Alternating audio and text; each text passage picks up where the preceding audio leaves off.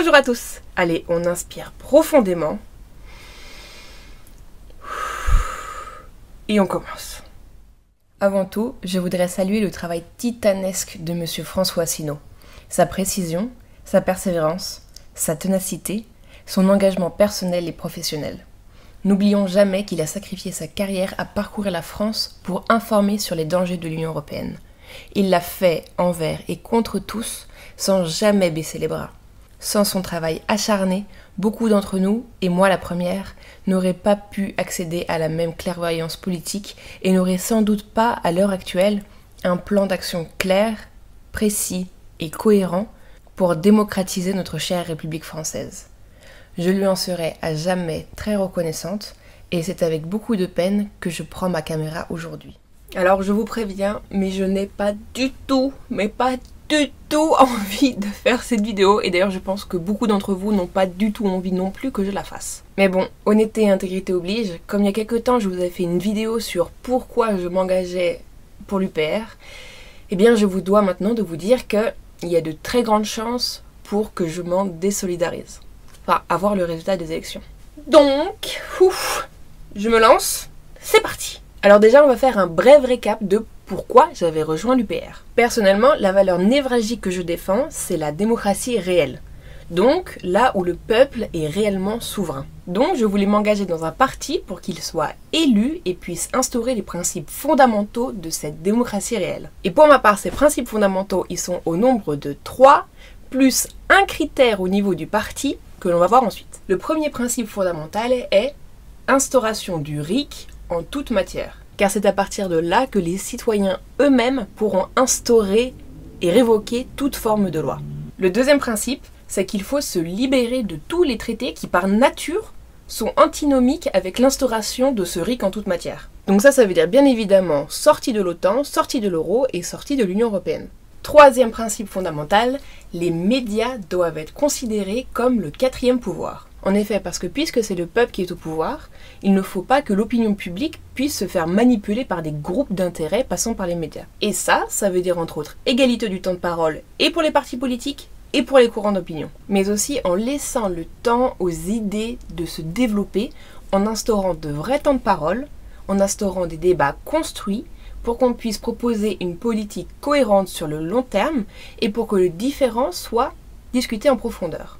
Donc voilà pour les 3 principes fondamentaux que ce parti doit défendre. Mais il me reste un point extrêmement crucial pour choisir le parti dans lequel je veux m'engager et qui est, vu qu'actuellement l'élection c'est une question de confiance, vu qu'on ne peut pas révoquer les élus s'ils ne font pas ce qu'ils ont promis, eh bien il faut que les gens pour lesquels on vote soient des gens de confiance. Et comment on peut reconnaître de telles personnes? Eh bien par exemple si la personne défend les mêmes principes sur du long terme, même si ça se révèle à l'encontre de ses intérêts personnels. Donc là, jusque-là, tout va bien au niveau de l'UPR. Mais aussi, on reconnaît quelqu'un de confiance quand il applique ses principes avant tout à soi-même. Et c'est sur ce dernier point que je fais cette vidéo.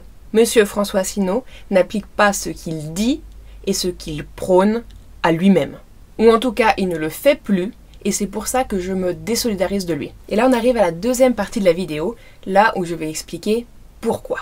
Donc généralement, si tu suis ma chaîne, c'est que tu dois être à peu près au courant de qu'est-ce qui est en train de se passer au niveau interne à l'UPR. Mais ce qui est important de savoir, c'est pas spécialement les détails de l'affaire, mais plus de savoir qu'il y a un conflit interne profond et qui doit être résolu. Si on prend du recul, on peut modéliser le problème en 2 camps. Il y a un groupe à la tête de l'UPR et il y a un sous-groupe qui a donné l'alerte sur des faits et des pratiques de ce premier. Encore une fois, de savoir de qui a tort ou de qui a raison, là n'est pas le problème. Le problème est de savoir comment on résout ça de façon démocratique. Car les lanceurs d'alerte, peut-être qu'ils sont de bonne foi, peut-être qu'ils ne le sont pas. Peut-être qu'ils ont tort ou pas.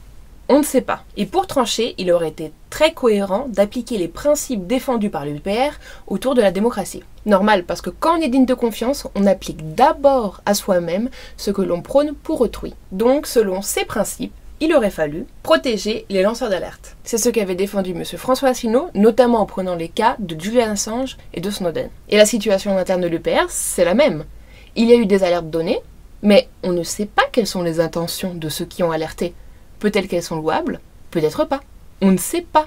Donc il faut les protéger, au cas où s'ils disent des choses vraies. Ensuite, si le problème nécessite un recours aux élections, eh bien là aussi, il faut appliquer les principes défendus par l'UPR autour de l'élection, c'est-à-dire respect de la charte de Munich par les médias, laisser du temps aux idées de se développer, de se propager ainsi qu'aux partis de se former, et enfin l'égalité du temps de parole sur les médias. Et si on avait pris tous ces principes que l'on défend toutes et tous à l'UPR, sur l'affaire qui nous traverse en interne maintenant, ça aurait donné quelque chose comme ça. Les lanceurs d'alerte auraient été protégés, déjà en les dénigrant pas, ensuite en informant sur les faits qu'ils dénoncent et en appelant au calme et au respect. Les élections auraient eu lieu dans un laps de temps nécessaire, déjà à la formation des listes, ensuite pour que ces listes et les programmes puissent être connus des adhérents, et enfin pour faire la lumière sur l'affaire. Ensuite, les médias de l'UPR, donc c'est-à-dire principalement UPR TV, auraient appliqué la charte de Munich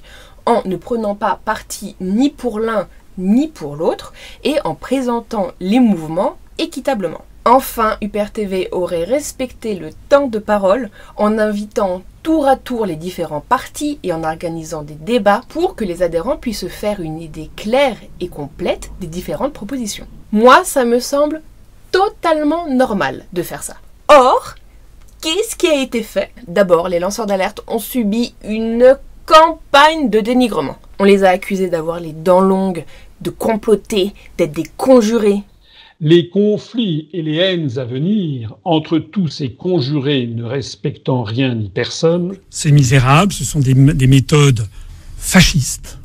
C'est des méthodes dignes de la Stasi. Et en plus, en interne, c'est extrêmement choquant ce qui s'est passé. Il y a des gens qui ont été exclus arbitrairement du bureau national et d'autres qui étaient employés ont été renvoyés car faisant partie des lanceurs d'alerte. Ensuite, les élections, mais elles ont lieu dans la précipitation extrême. Du coup, de 1, on n'a pas fait la lumière sur l'affaire. Et François Asselineau qui dit « Oh non, c'est faux ce qu'on me reproche, c'est faux ». Et ça, c'est pas une preuve. Moi, j'attends toujours que la lumière soit faite. Attention, je fais une petite parenthèse en post-prod car il y a eu un nouveau rebondissement dans l'affaire, moins d'1 semaine avant les élections. Le 3 juillet, Libération titre, deuxième plainte contre François Asselineau, j'ai son corps sur moi, ça dure une éternité. Preuve que les élections ont lieu dans la précipitation et que l'enquête a à peine commencé. Il faudra attendre sans doute quelques temps avant de savoir enfin la vérité sur l'affaire. De 2, les listes, elles ont tout simplement pas le temps de se former avec ce délai ultra court. Je rappelle que les adhérents, c'est pas des professionnels de la politique. Ils ont un métier à côté, une famille. Et de leur laisser que quelques semaines pour monter une liste, c'est presque mission impossible. Et de 3, que les élections aient lieu dans une telle précipitation, ça n'a pas permis aux listes déjà de se faire connaître, ensuite de développer des idées et de faire connaître ces idées et ce programme. Changer d'avis, c'est quelque chose qui prend du temps par nature. Il faut prendre le temps de peser le pour, le contre, de laisser mûrir son opinion, etc. Et ça, c'est quelque chose que François Asselineau a très bien compris. Il savait qu'avant les révélations des lanceurs d'alerte, la quasi-totalité des adhérents était derrière lui. Moi, y compris. Et que plus les élections seraient rapides, plus il aurait de chances de gagner. Parce qu'encore une fois, changer d'avis, ça prend du temps. Écoutez. Heureusement que l'écrasante majorité des adhérents m'ont envoyé des messages de soutien, parce que les gens ne sont quand même pas dupes. On voit sur les réseaux sociaux de l'UPR que la base vous est totalement fidèle. Évidemment, parce que les gens ne sont pas bêtes, vous savez. Et donc j'entends organiser ce congrès au plus vite, probablement le 6 juin, avec un vote des adhérents qui se tiendra par Internet, au cours des jours précédents. Et donc je vais présenter une liste et je dis aux autres que les gens qui veulent présenter une liste la présentent contre moi.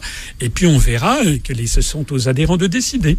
Il fait appel au vote car il sait que celui-ci est en sa faveur. Mais si on savait que le vote était quelque chose de démocratique, on ne serait pas à l'UPR, non? Nos élites savent très bien, eux aussi, faire appel au vote des Français pour mettre celui qu'ils veulent à la tête de l'État et faire exactement ce qu'ils veulent. Et bien là, c'est pareil. Monsieur François Asselineau sait que le vote est en sa faveur, du coup, il fait appel à un vote rapide pour que celui-ci reste en sa faveur. Ensuite, dans les principes non appliqués, il y a quand même eu la charte de Munich qui a été complètement bafouée par UPR TV. Depuis le début, on n'a eu qu'un seul point de vue, celui de François Asselineau. Alors que je sais que beaucoup d'autres personnes auraient voulu s'exprimer sur UPR TV. Je prends au mot François Asselineau.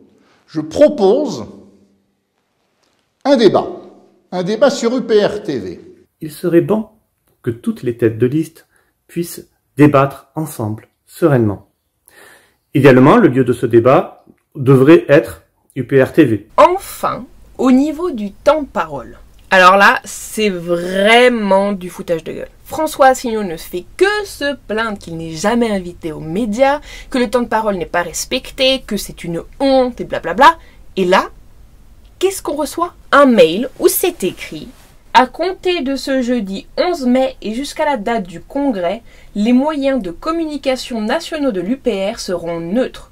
Ils ne seront utilisés que pour commenter les informations d'actualité politique générale externe à l'UPR et relayer les informations strictement nécessaires à l'organisation du scrutin. Non mais, franchement, c'est quoi ce truc? Franchement, là, c'est vraiment de la censure pure et dure. UPR TV, c'est le moyen de communication le plus important entre l'UPR et les adhérents. Et là, on apprend que aucune liste pourra prendre la parole sur UPR TV, alors même que François Asselineau a étalé son point de vue de long et en travers sur la chaîne. Les adhérents ne sont même pas au courant, moins de 2 semaines avant l'élection, de quelle liste il va y avoir et de quel programme il s'agira. Il y a une omerta complète sur les initiatives. Franchement, va voir le site de l'UPR. On y voit les listes, certes, mais où sont les programmes? Qu'est-ce que proposent ces gens? Comment on peut s'informer si ce n'est ni via UPR TV, ni via le site de l'UPR? Et c'est pour ça que je trouve que c'est vraiment du foutage de gueule.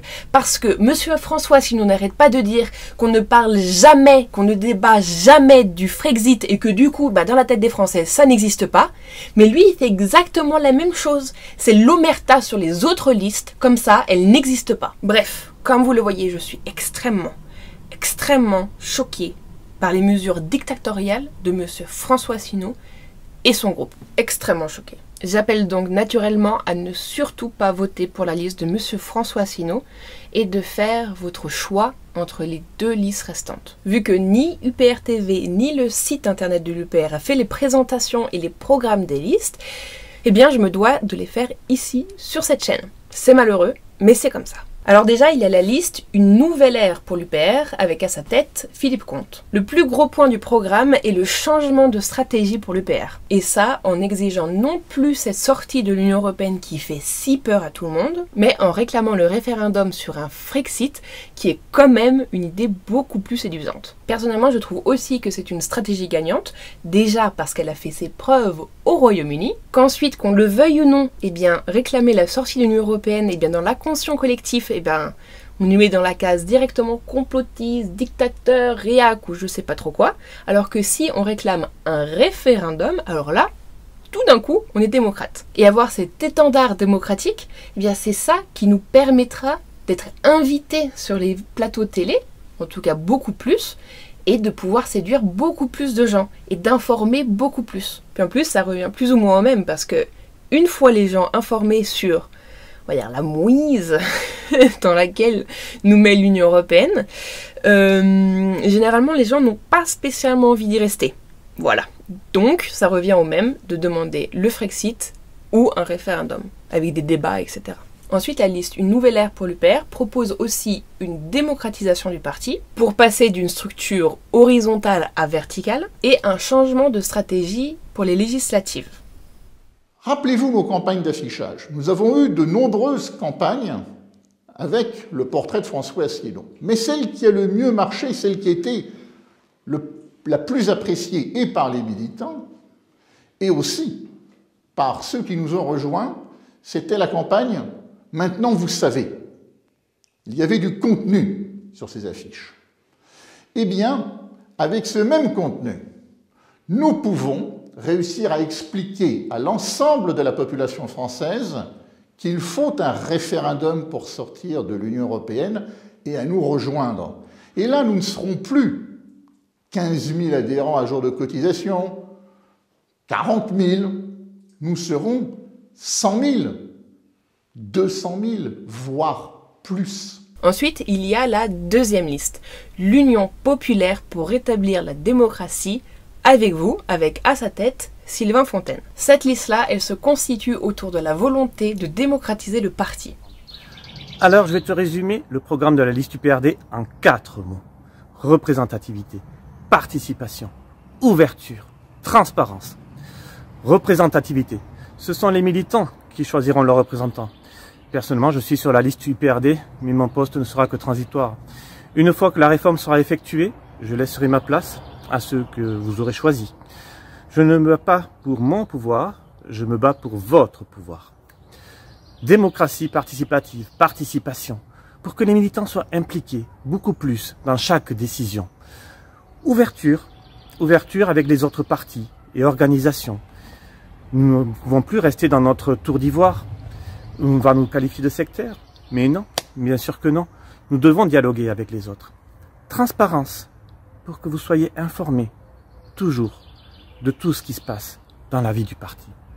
Si ces 4 mots vous parlent, représentativité, participation, ouverture, transparence, alors choisissez la liste UPRD. Et on retrouve comme principale proposition élection du bureau national au scrutin proportionnel intégral à un tour.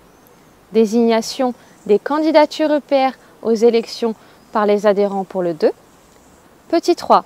Instauration de l'indépendance du secrétaire général et du trésorier vis-à-vis du président. Petit 4. La mise en place de lieux d'échange d'idées politiques entre les adhérents. Voilà, et pour en savoir plus sur ces deux listes, eh bien je vous mets toutes les informations en barre de description. Chacune des listes ont fait une vidéo chacune pour présenter leurs propositions, et je vous invite bien évidemment à les regarder parce qu'elles sont concises et que ça vous prendra une quinzaine de minutes. J'aimerais terminer cette vidéo en disant que ça fait bientôt plus de 13 ans que l'UPR a été fondée. Qu'en 13 ans, il y a eu beaucoup d'avancées, mais que les résultats auraient pu être franchement mieux. Du coup, il faut peut-être prendre cette crise interne du bon côté et espérer que ça va changer les choses pour le mieux. Allez, ciao!